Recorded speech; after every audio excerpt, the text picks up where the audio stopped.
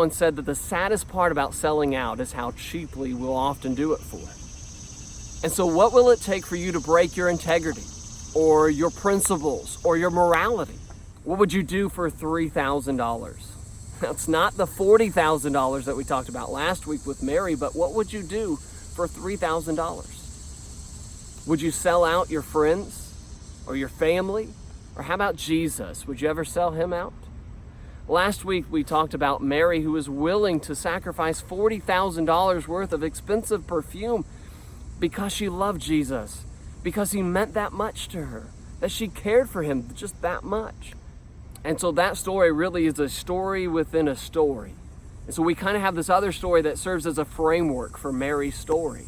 And I want to make some connections this morning between the two. And so in verses 1 and 2, we see that the high priest and the scribes, they are looking for a way to arrest Jesus and kill him.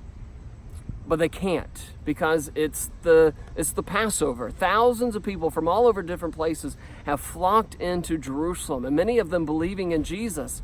And so if they tried to arrest him during the day, they know that they would have a riot on their hands. And so they decided to wait until after the Passover. But in verses 10 and 11, we see that Judas, one of the 12, one of the closest to Jesus, saw an opportunity to make some money and to help out their cause. And so he had insider information. He knew where Jesus retreated at night, and if they arrested him during the night, they could avoid the crowd, they could avoid the riot. And so for the low price of 30 pieces of silver, Judas sought to betray him. He helped them out. He became their guide, and he sold Jesus out. And so we have this contrast here.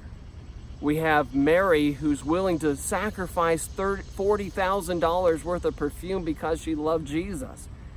And then we have Judas, who's willing to sacrifice Jesus for $3,000, the same price as a slave. And yet, how many of us have sold out Jesus for far less? For Judas, it was money. It was greed. It was the love of money that really just grabbed a hold of him. And maybe that's you too. For some of us, maybe it's some other sin. Maybe it's lust or pornography or adultery or fornication or lying or stealing or cheating. Maybe it's one of those. Maybe it's as simple as deciding between going to church and worshiping God and remembering the sacrifice of Jesus, or going to the game, or going to the race. Or maybe it's the choice between an adulterous marriage and our commitment to Jesus. And so we are either more like Mary, willing to sacrifice and go to extremes to express our love and our commitment to Christ, or we're more like Judas, who love money or love sin or something else more than we love Jesus.